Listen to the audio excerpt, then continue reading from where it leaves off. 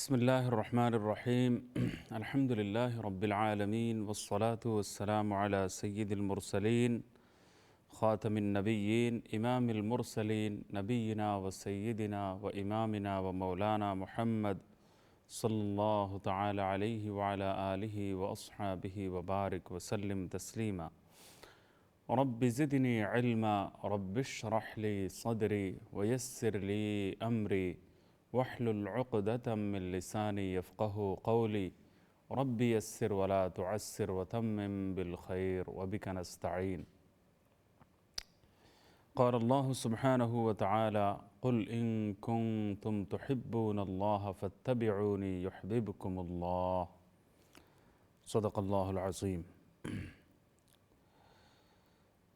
محترم ناظرین، السلام علیکم ورحمۃ اللہ وبرکاتہ۔ پروگرام آپ کے مسائل میں محمد عبد المنتقم آپ کو دل کی گہرائیوں سے خوش آمدید کہتا ہوں اور اللہ تعالیٰ کی بارگاہ میں دعا گو ہوں کہ اللہ تعالیٰ محض اپنے فضل و کرم سے اس پروگرام کو قبولیت کا شرف عطا فرمائیں اور مقصد کی باتیں، کام کی کچھ باتیں اور پھر ان پر عمل کی توفیق سے اللہ تعالیٰ ہم سب کو نوازیں، کچھ مقصد کی باتیں کہنے کی توفیق بھی عطا فرمائیں اور ان پر عمل پیرا ہونے کی توفیق سے بھی اللہ تعالیٰ نوازیں۔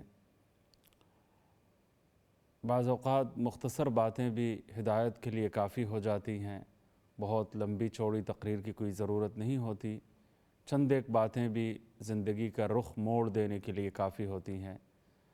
تو اللہ تعالیٰ اس مختصر سے پروگرام کی ان منتخب باتوں کو اللہ تعالیٰ شرف قبول سے نوازیں اور ان کو ہماری اصلاح کے لیے بنیاد بنا دیں۔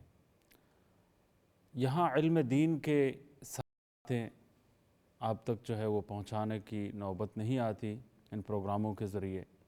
ہاں البتہ جو باتیں بھی بتائی جاتی ہیں اگرچہ ذخیرہ علم میں وہ بہت کم ہے، پورے ذخیرہ علم کے مقابلے میں یہ بہت کم ہے، لیکن ان باتوں کے ذریعے جو شوق و ذوق انسان میں پیدا ہوتا ہے اس کا درست استعمال کرتے ہوئے انسان اپنے علم میں اور زیادہ اضافہ کر سکتا ہے۔ اللہ والوں کی کتابوں کا مطالعہ انسان اپنا محبوب مشغلہ بناتا ہے اور پھر حضرات علماء کرام سے اپنے رابطے اور تعلق کو بڑھاتے ہوئے انسان دین کی راہ پر آگے بڑھنے کے لیے کوشاں ہوتا ہے، ایک شوق و ذوق جو ہے انسان اپنے اندر پیدا کرتا ہے۔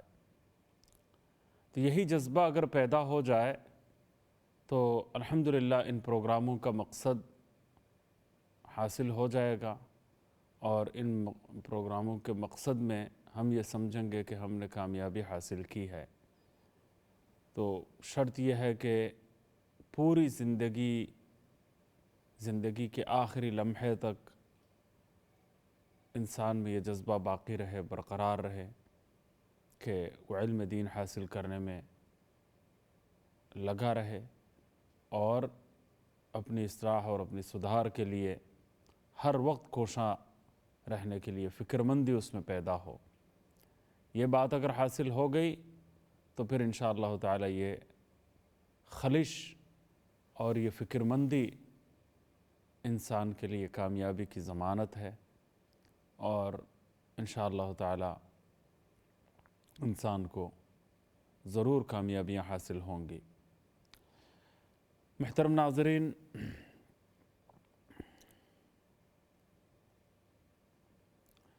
میں نے گزشتہ پروگراموں میں ایک اہم بات آپ کی خدمت میں عرض کی تھی کہ حضور اکرم نبی کریم صلی اللہ علیہ وسلم کا کسی معاشرے میں موجود ہونا یہ عذاب الہی کو دور کرنے کا ذریعہ ہے۔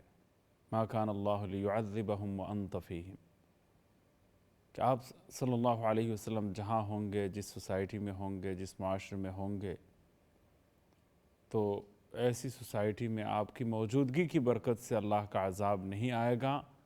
عذاب الہی کی وجہ سے ایسی قوم جو ہے وہ ہلاکت میں مبتلا نہیں ہوگی۔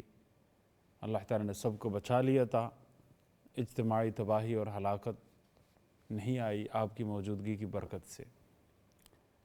تو آج دنیاوی حیات کے ساتھ تو آپ صلی اللہ علیہ وسلم دنیا میں تشریف فرما نہیں ہے، تو ایسے حالات میں حضرات علماء کرام نے یہ مشورہ دیا ہے کہ اتباع سنت کا اگر اہتمام کیا جائے گا اور درود شریف کی کثرت کی جائے گی تو اس سے آپ صلی اللہ علیہ وسلم کی موجودگی کا احساس تازہ ہوتا ہے، مضبوط ہوتا ہے اور برکات ظاہر ہوتی ہیں۔ اور انشاءاللہ تعالی اللہ کی رحمت سے یہ امید ہے کہ اللہ تعالی عذاب بھی دور فرما دے گا، بلاؤں کو بھی ٹال دے گا اور رحمت الہی ہماری طرف متوجہ ہوگی۔ یہ آپ صلی اللہ علیہ وسلم کی موجودگی کی جو برکات ہیں ان کو حاصل کرنے کے لیے ایک تو درود شریف کی کثرت ہونی چاہیے، صلاۃ و سلام ٹو پروفیٹ محمد صلی اللہ علیہ وسلم کی زیادتی اور کثرت ہونی چاہیے۔ اور آج چونکہ جمعہ شروع ہو جاتا ہے، جمعہ کی شام، جمعرات کی شب جمعہ میں اس وقت لائیو پروگرام کر رہا ہوں، تو بعد میں اس کی ریپیٹ جب جائے گی تو وہ دوسرا ٹائم ہوگا یقیناً۔ تو لیکن اس وقت جب لائیو کر رہا ہوں تو یہ شب جمعہ ہے اور یوم الجمعہ شروع ہو گیا ہے، اور یوم الجمعہ کے بارے میں حدیث میں فرمایا گیا ہے اکثروا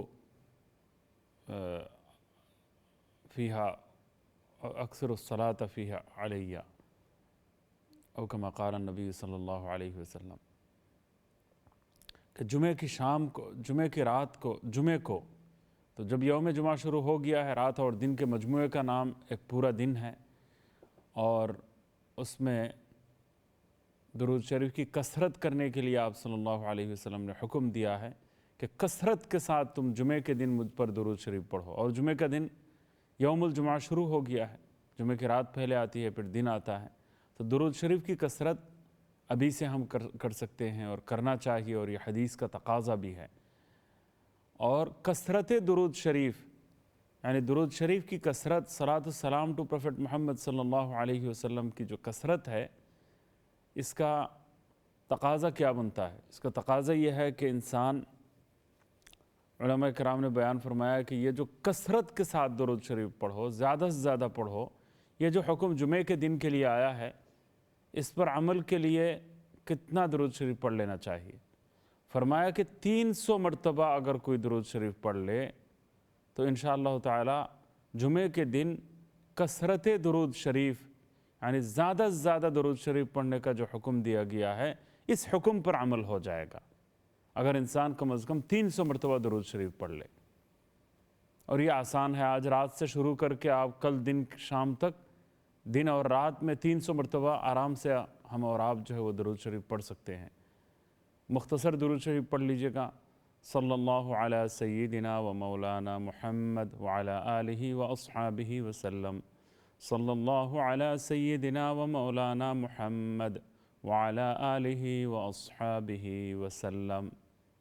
سورہ کہف کی تلاوت کیجئے، اور جو جمعہ کے دن کے جو مسنون اعمال ہیں ان پر عمل پیرا ہو جائیں۔ میں کالر سے بات کر لیتا ہوں، پھر اپنے موضوع سے متعلق جو اہم باتیں تھیں وہ میں عرض کروں گا انشاءاللہ، اللہ تعالیٰ نے اگر توفیق دی۔ کالرز کی جانب چلتا ہوں۔ السلام علیکم۔ وعلیکم السلام مولانا صاحب، میں ایک سوال کرنا چاہتی ہوں کہ جب کبھی دنیا میں نبی کریم صلی اللہ علیہ وآلہ وسلم کی کوئی توہین کرتا ہے یا کارٹون بناتا ہے یا قرآن کو جلاتا ہے یا اس طرح کی چیزیں، تو عاشقان رسول اس کا بھرپور جواب بھی دیتے ہیں، لیکن جو روزمرہ زندگی میں وہ لوگ جنہوں نے اسلام کا لبادہ اوڑھ کر صحابہ کو اور نبی کریم صلی اللہ علیہ وآلہ وسلم کے وہ ستون جن کے اوپر اس پورے اسلام کی عمارت کھڑی ہے، ان ستونوں کی توہین اور پوری مطلب جہاں بھی اسلامی حکومت قائم ہوتی ہے تو غیر مسلموں کو تو چھوڑیں، وہ سب سے زیادہ ان کو فکر لاحق ہوتی ہے، اور پورے مڈل ایسٹ کو تباہ کرنے میں بھی ایسے منافقین کا ہاتھ ہے، تو اس طرف ہماری توجہ کیوں نہیں جاتی؟ اور ہم لوگ کم از کم اپنی کمیونٹی میں تو اویئرنیس ہونی چاہیے کہ کس طرح کی سازشیں ہمارے ساتھ ہو رہی ہیں۔ ٹھیک ہے انشاءاللہ، بہت شکریہ آپ کی کال کا۔ جی اگلے کالر سے بات کرتے ہیں۔ جی السلام علیکم ورحمۃ اللہ۔ جی ٹی وی کی آواز کم کر کے ڈائریکٹ فون پر بات کریں پلیز. جی ٹی وی کی آواز بند کر کے ڈائریکٹ فون پر بات کریں برائے کرم. آواز آ رہی ہے آپ کو؟ محترم کالر، یہ کال بھی ہم پر ناراض ہو گئی، پتہ نہیں. اچھا اگلی کال کی جانب چلتے ہیں. جی السلام علیکم. ہیلو السلام علیکم. وعلیکم السلام ورحمۃ اللہ وبرکاتہ. کیا آواز نہیں آ رہی تھی اندر نا فون ہاں میں. ابھی آ رہی ہے آپ کی آواز، اور میری آواز بھی آ آپ رہی کی ہوگی. ماشاء اللہ آپ کی بھی آ رہی ہے. اچھا میں نے یہ پوچھنا تھا کہ حسبنا اللہ و نعم الوکیل، یہ جو لفظ ہے چلتے پھرتے پڑھ سکتے ہیں اگر وضو نہ ہو؟ نمبر ایک یہ. جی ہاں تو دوسرا نا، بعض وقت رات کو سوتے وقت میں صورتیں یا آیتیں پڑھتی ہوں زبانی، تو وہ وضو نہیں ہوتا کئی دفعہ نا. تو جیسے 7 مرتبہ سورت کریش پڑھی زبانی، پھر چھوٹی چھوٹی آیتیں ہیں، پھر ایسے تو یہ بھی پڑھ سکتے ہیں بغیر وضو کے کہ ان کا اثر ہو جاتا ہے ایسے؟ تو یہ میں نے پوچھنا ہے. باقی امام صاحب کے لیے دعا مانگ رہے ہیں، اللہ تعالیٰ امام قاسم صاحب ان کی فیملی کے لیے اللہ تعالیٰ آمین ان کو. اللہم آمین اللہم آمین. انشاءاللہ ہم سب دعا گو ہیں. روزانہ میں خود بھی اللہ تعالیٰ کے فضل و کرم سے ان کے لیے دعا کرتا ہوں کہ اللہ تعالیٰ ان کو مکمل طور پر امام قاسم صاحب کو شفاء کاملہ عاجلہ مستمرہ عطا فرمائے. آپ سے بھی یہی گزارش ہے. امید ہے وہ ان کی صحت بہتر ہوتی چلی جا رہی ہے. میرا جی چاہتا ہے کہ میں فون پر بھی بات کروں، لیکن ان کی طبیعت کی طرف دیکھتے ہوئے مجھے احساس ہے کہ فون کرنے سے تکلیف ہوگی، اور بیماری کے موقع پر جو ہے وہ فون کر کے کسی کو تکلیف دینا شاید مناسب نہ ہو. تو ویسے دعائیں جاری ہیں الحمدللہ.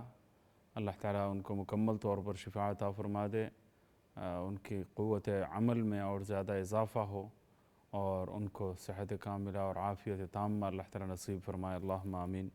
اس کے علاوہ اور بھی جو بیمار ہیں ان سب کے لیے ہم دل کی گہرائیوں سے دعا کرتے ہیں کہ اللہ تعالیٰ سب کو مکمل طور پر اللہ تعالیٰ شفاء عطا فرمائے، اور سب کو صحت کاملہ، عافیت تامہ، حیات طیبہ طویلہ اللہ تعالیٰ سب کو نصیب فرمائے. اللہم آمین. کون سب سے اچھا ہے؟ فرمایا گیا ہے کہ من طال عمرہ وحسن عملہ. عمر جس کی لمبی ہو اور عمل جس کا بہت اچھا ہو. یعنی اچھا عمل ہونے کی شرط سے اگر لمبی زندگی ملے تو پھر وہ آدمی افضل ہے، اور اس کی زندگی کامیاب اور مبارک. اور عمل اگر اچھا نہیں ہے تو پھر لمبی زندگی ایک عذاب ہے. تو اللہ تعالیٰ اس زندگی کو وبال بننے سے اللہ تعالیٰ بچائے. تو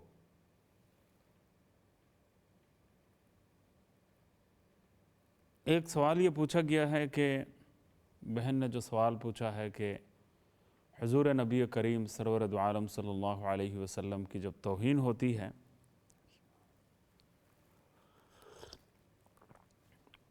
تو بجا طور پر پوری دنیا کے تمام مسلمانوں میں اشتعال پایا جاتا ہے، اور سارے مسلمان اپنا ایمانی فریضہ سمجھتے ہوئے اپنا احتجاج ریکارڈ کراتے ہیں اگر کارٹون چھپتا ہے. لیکن پورے دین اسلام کی عمارت جن نفوس قدسیہ کی بدولت کھڑی ہے،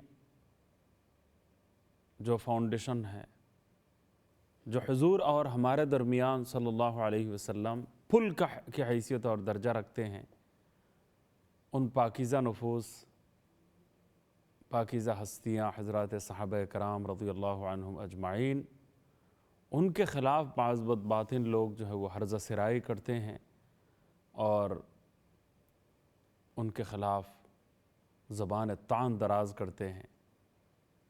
اور مسلمان اپنا ایمانی فریضہ سمجھتے ہوئے جو آواز بلند کرنا چاہیے وہ آواز بلند نہیں کی جاتی. تو یہ واقعی کافی لمحہ فکریہ ہے، اور اس سلسلے میں غلط فہمیاں پھیلائی جاتی ہیں اور ہمارے ایمان کو داؤ پر لگا دیا جاتا ہے. حضرات صحابہ کرام رضی اللہ عنہم اجمعین کے حوالے سے دین اور ایمان کا جو تقاضا ہے اس پر سارے مسلمان پوری طرح نہیں اترتے. اس تقاضے کو پورا کرنے کی طرف متوجہ نہیں ہو پاتے. یہ شعور کی کمی ہے، آگہی کی کمی ہے، اور میں سمجھتا ہوں کہ حضرات صحابہ کرام کی عظمتوں سے ناواقفیت کی وجہ سے ایسا ہے. قرآن اور حدیث کی بے شمار نصوص قطعیت کے ساتھ اس بات پر دلیل ہیں کہ حضرات صحابہ کرام کی عظمتوں پر قسم کھائی جا سکتی ہے، اور ان کی فضیلتوں سے قرآن اور سنت کے اوراق بھرے ہوئے ہیں، اور قرآن اور حدیث کے بے شمار نصوص جو ہیں ان کی فضیلت سے لبریز ہیں. اور حضرات صحابہ کرام رضی اللہ عنہم کے پر اعتماد کو ٹھیس پہنچانے کے نتیجے میں آپ کا ایمان خطرے میں پڑ جائے گا، ایمان کی بنیادیں ہل جائیں گی، ایمان انسان کا باقی ہی نہ شاید نہ رہے. اب آپ مجھے بتائیے، یہ جتنی حدیثیں ملی ہیں کن کے ذریعے ملی ہیں؟ قرآن کریم اپنی جگہ پر ہے، خود قرآن کریم جو ملا ہے وہ بھی تو صحابہ کرام درمیان میں واسطہ بنے. اللہ تعالیٰ نے حضور اکرم نبی کریم صلی اللہ علیہ وسلم کی ذات اقدس کو بہت سارے وجوہات کی بنا پر اور بہت سارے حکمتیں پوشیدہ ہونے کی وجہ سے اللہ تعالیٰ نے حضور اکرم نبی کریم صلی اللہ علیہ وسلم کو امی رکھا. یعنی آپ کو دنیاوی لکھنا پڑھنا نہیں آتا تھا، نہ لکھنا آتا تھا نہ پڑھنا آتا تھا، تو اللہ تعالیٰ نے محفوظ رکھا. کوئی یہ کہہ سکتا ہے کہ یہ قرآن کریم خود جو ہے وہ تیار کر کے لے آئے، وَإِن كُنتُمْ فِي رَيْبٍ مِّمَّا نَزَّلْنَا عَلَىٰ عَبْدِنَا فَأْتُوا بِسُورَةٍ مِّن مِّثْلِهِ وَادْعُوا شُهَدَاءَكُم مِّنَ النَّاسِ. اللہ تعالیٰ نے فرمایا اگر تمہیں کوئی شک ہے، تردد ہے اس بات پر کہ یہ قرآن کریم شاید گھڑ لیا گیا ہو، اس کی آیتیں انہوں نے بنا لی ہوں، اور وہ اللہ کے محمد صلی اللہ علیہ وسلم اللہ کے سچے نبی اور رسول امین، رسول صادق شاید نہیں ہے، نعوذ باللہ نعوذ باللہ، خود ہی انہوں نے کوئی کلام گھڑ لیا ہو، بنا لیا ہو، یا کسی نے بنا کے دے دیا ہو، تو ایسا ادنا سا شک اگر تمہارے اندر پیدا ہو جائے تو ایمان سلامت نہیں ہے، تم مومن نہیں رہو گے. تو اللہ تعالیٰ نے فرمایا کہ عقیدہ رسالت پر ایمان لانا ضروری ہے، اور اگر قرآن کریم پر ادنا سا شک ہے کہ یہ کلام الہی نہیں ہے تو تم قرآن کریم جیسی کوئی ایک چھوٹی سی اور مختصر سی صورت بنا کر لا کے دکھاؤ اور پیش کرو. یہ چیلنج قرآن کریم کا اللہ تعالیٰ کا تم سے. 1500 سال کا طویل عرصہ گزر گیا ہے، لیکن کوئی قرآن کریم کی مثال پیش کرنے سے مثال آج تک پیش نہیں کر سکا. تو قرآن کریم کو اللہ تعالیٰ نے قرآن کی سچائی اور اللہ کی طرف سے وحی ہونے کی دلیل کے طور پر حضور صلی اللہ علیہ وسلم کو اللہ تعالیٰ نے قدرتی طور پر امی رکھا، تاکہ کوئی یہ نہ کہہ سکے کہ انہوں نے تو زبان بہت اعلیٰ درجے کی سیکھ لی تھی اور استاذ کے پاس گئے تھے اور تعلیمی ادارے میں باقاعدہ تعلیم انہوں نے حاصل کی تھی، یہ اعلیٰ درجے کے ادیب ہیں، شاعر ہیں، مصنف ہیں اور لکھنے کے ماہر ہیں، تو پھر انہوں نے لکھ لیا ہوگا، ایک کلام بنا لیا ہوگا. اب یہ قرآن کی سچائی کی اس سے بڑھ کر اور کیا دلیل ہے کہ جس آدمی کو، جس انسان کو اللہ تعالیٰ نے لکھنے پڑھنے کے مروجہ طریقوں سے کوسوں دور رکھا اور اللہ تعالیٰ نے تعلیم کے مروجہ اسالیب سے مکمل طور پر ناآشنا رکھا، اور 40 سال تک اس کی عمر پہنچتی ہے، ایک مرتبہ بھی کسی ادارے میں، تعلیمی ادارے میں وہ قدم نہیں رکھتا، کسی پرائمری اسکول میں نہیں جاتا، کسی استاذ کے سامنے جا کے زانو تلمذ تہ نہیں کرتا، اور کسی ادیب کے پاس جانا نہیں، شعر و شاعری کی مجلسوں میں ایک مرتبہ بھی زندگی میں اس کا جانا نہیں ہوتا، اور پھر وہ اچانک قرآن اور سنت کی، قرآن کریم جیسی وحی اور ایسی محیر العقول ایسا کلام وہ پیش کرتا ہے کہ جس کی مثال پیش کرنے سے فصحائے عرب مکمل طور پر عاجز نظر آتے ہیں. تو یہ تو حضور کی نبوت کی سچائی کی دلیل ہے کہ آپ صلی اللہ علیہ وسلم امی رہے. تو میرا عرض کرنے کا مقصد یہ ہے کہ آپ صلی اللہ علیہ وسلم کو تو اللہ تعالیٰ نے پڑھنے کی صلاحیت سے دور رکھا تاکہ ڈائریکٹ وہ علم دیں. لکھنا پڑھنا یہ تو علم سیکھنے کا ایک ذریعہ ہے اور حصول علم کا ذریعہ ہے. تو جس کو براہ راست اللہ تعالیٰ سے علم کا خزانہ مل جائے تو یہ ظاہری سورسز کی کیا ضرورت اس کو ہوتی ہے؟ بالکل ہی ضرورت نہیں ہے. تو اب اس قرآن کریم کو لکھا کس نے ہے ہمارے لیے؟ صحابہ کرام نے لکھا ہے. اور 10 صحابہ کرام کی ٹیم رسول اللہ صلی اللہ علیہ وسلم نے بنائی ہے. 10 صحابہ کرام کی ٹیم جنہوں نے قرآن کریم کو باقاعدہ طور پر لکھا. اور ان میں حضرت زید بن ثابت رضی اللہ عنہ پہلے نمبر پر تھے، اس میں کسی قسم کا کوئی شک نہیں. لیکن دوسرے نمبر پر حضرت زید بن ثابت کے بعد ان 10 افراد میں سب سے اعلیٰ درجے کی ہستی حضرت معاویہ رضی اللہ تعالیٰ عنہ کی تھی، جنہوں نے قرآن کریم کو لکھا. تو اب اگر ان کے اوپر بھی اعتماد باقی نہیں رہتا اور ان کی توہین ہو جاتی ہے تو پھر قرآن کریم پر اعتبار ختم ہو جائے گا، قرآن کی بنیاد بھی ختم ہو کر رہ جائے گی، پورا دین اسلام پر اعتبار ہمارا ٹوٹ جائے گا.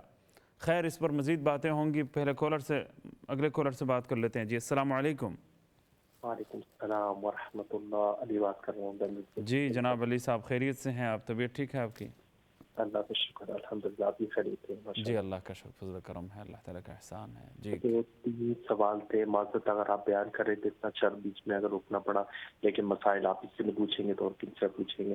تو جب آپ کو کال کرتے ہیں تو ماشاءاللہ اتنے سوال دھیان میں آتے ہیں، میں کیا کروں، مختصر کر لوں کون سا ضروری ہے پہلے پوچھوں وغیرہ. تو پھر چھوٹے چھوٹے آپ نوٹ کر لیں، ٹی وی پہ اچھا جو غور سے سن لوں گا کیونکہ فون پہ آواز صحیح نہیں آتی. جی تو پہلا سوال چھوٹا مختصر کر کے، انگوٹھی جو ختم نبوت کی نبی کریم صلی اللہ علیہ وسلم کی تھی، کہیں پروگرام میں دیکھا، کچھ واقعہ بیان کیا، کیا عثمان رضی اللہ عنہ سے اسی کنویں میں گر گئی تھی؟ کیا وہ پہنتے رہے؟ یہ واقعہ صحیح ہے یا نہیں؟ کہاں گئی؟ یہ کہاں گر گئی؟ کیا یہ صحیح ہے؟ کسی مطلب عثمان رضی اللہ عنہ پہنتے تھے، اتارتے رہے اس طرح، ان سے گر گئی ڈھونڈنے کی. دوسرا سوال کہ ابن قیم رحمۃ اللہ علیہ نے، آپ نے سنا ہوگا کہ جو کتابیں ہمارے حنفی فقہ میں ہوتی ہیں اور باقی عرب ممالک، وہ لوگ اپنے مکاتب، میں نے کسی علماء سے سنا تھا، اپنے مکاتب کے لحاظ سے کچھ ترمیمات چینجز کر دیتے ہیں کہ اپنے تاکہ لوگ ہمارے اس پہ عمل نہ کریں. اصل زاد المعاد جو آستان استنبول سے 100 سال سے پہلے چھپی تھی، ابن قیم نے اس میں کئی تعویذ نقل کیے تھے اور وہ امت میں رائج تھے وغیرہ وغیرہ، اس طرح کچھ مستند روایت سنی تھی. دوسری بات، تیسرا سوال یہ، اچھا وہ کہ نماز میں غلطی ہو جاتی چھوٹی سی، تب میں اتنا پڑھا لکھا نہیں ہوں کہ خود ہی کبیری یا کوئی شامی کا حوالہ خود ڈھونڈ سکوں. تو فرض نماز میں دوسری رکعت میں یا پہلی رکعت میں سورت ملانا میں بھول جاؤں، مثلا جلدی فاتحہ پڑھی، دوسری رکعت کی اور غلطی میں سورت ملانا بھول گیا. اب سوال یہ کہ تیسری رکعت میں پڑھ لینا اور سجدہ صاف کر لینا، کیا دونوں ضروری ہے یا ایک ضروری ہے؟ کہ مطلب تیسری رکعت میں سورت ملا لی فاتحہ کے ساتھ، یا پھر سجدہ صاف کر لیا، دونوں کرنا یا ایک؟ اور آخری سوال، کل آپ سے کتاب کے بارے میں بات ہو رہی تھی، وہ بھی میں نے معلوم کر لی اور بلکہ بیان بھی سنا اپنا مفتی صاحب کا. ان کے مفتی صاحب اور استاد تھا، آپ ہی کے مفتی صاحب اسی مکاتب سے ہی تعلق رکھتے ہیں، اور وہ کتاب جو تھی اس وقت لائڈن کی لائبریری ہالینڈ میں موجود ہے. انہوں نے کئی تحقیق کری، علی گڑھ سے پتہ چلا، دارالعلوم سے کہیں سے پتہ چلا کہ وہ لائڈن کی لائبریری ہالینڈ میں تھی. وہ گئے وہاں سے نکالی، کاپی لی، چھپوائی، کئی مہینے لگے اور اس کو پرنٹ پریس میں آ گئی ہے. اب انہوں نے وہ اس کتاب کو ظاہر الباسم کو پرنٹ کر لیا، تو اس کا ایک نسخہ یا ایک کاپی اس وقت الندوہ لائبریری اسلام آباد میں موجود ہے، جو ندوۃ العلماء کی تحریک تھی، ان پہ علماء کام کر رہے ہیں، تحقیق کر رہے ہیں. تو انہوں نے کاپی اگر آپ حاصل کرنا چاہیں میں اور معلوم کر سکوں گا. جزاک اللہ خیر. بہت شکریہ. اچھا ٹھیک ہے، انشاءاللہ سارے الفاظ پوری طرح میں سمجھ نہیں سکا، لیکن بہرحال جو الفاظ سنائی دیے وہ تاریخ. اچھا ٹھیک ہے، ابھی وقفے کی طرف چلتا ہوں انشاءاللہ. ابھی وقفے کے لیے کہا جا رہا ہے تو وقفے کی طرف چلوں گا، اس کے بعد انشاءاللہ تعالی ان سوالات کی طرف آؤں گا. اور آپ ہمارے ساتھ رہیے، وقفے کے بعد ملتے ہیں. السلام علیکم ورحمۃ اللہ.